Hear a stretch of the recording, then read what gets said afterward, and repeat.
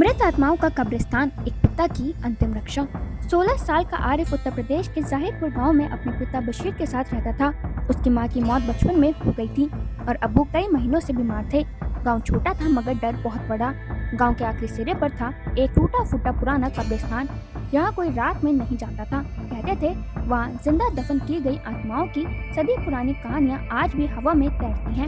एक ठंडी रात थी जब हवा में अजीब सी सर्दी खुल गई, मानो कोई अनदेखा साया हर ओर फैल रहा हो। उसकी रात अब्बू की तबीयत अचानक और ज्यादा बिगड़ गई।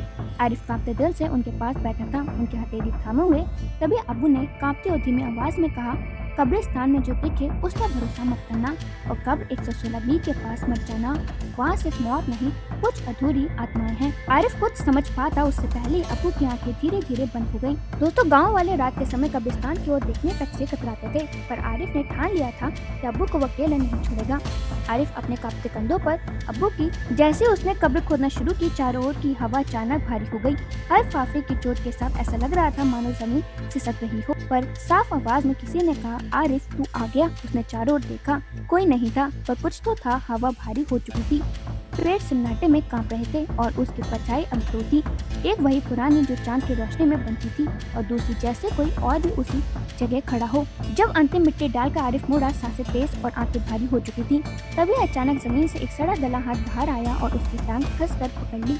आरिफ का शरीर जैसे जम गया हो, गले से चीख फूटी और आवाज दूर तक न जा सकी।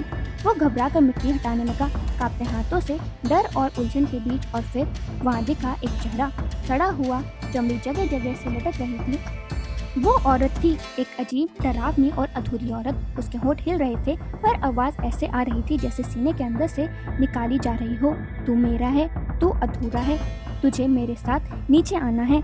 तभी एक तेज रोशनी फूटी। अब्बू की आत्मा सफेद कुर्ते में सामने खड़ी थी, मुस्कुराहट लिए हुए। उन्होंने कहा, बेटा डर मत, मैं यहाँ हूँ। उन्होंने आरिफ का हाथ पकड़ा और खींचकर उसे मिट्टी से बाहर निकाल लिया। आत्माएं गायब हो गई, लेकिन कब्रिस्तान का गेट अपने आप खुल गया। घर लौटने के बाद सब कुछ बदल गया। आरिफ हर रात डर से उठता, उसके बिस्तर पर मिट्टी बिखरी होती। कभी कोई फुसफुसाहट कान में गूंजती, तू बचा कैसे, तुझे नहीं बचना था। फिर गांव के मौलवी ने बताया, 116 बी वो कब्र है जहाँ रजिया को जिंदा दफन किया गया था। एक चुड़ैल जिसने पूरे गांव पर जादू किया था, उसकी आत्मा अधूरी है और हर साल वो किसी को अपने साथ खींचती है।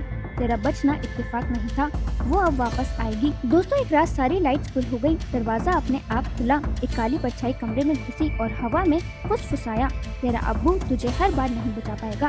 दीवार पर लिखा था, तेरा इंतजार अब खत्म हुआ। आरिफ आज भी उसी गाँव में, वो कभी किसी को अपने घर के उस पुराने कमरे में नहीं जाने देता जहाँ अब भी वो दीवार है।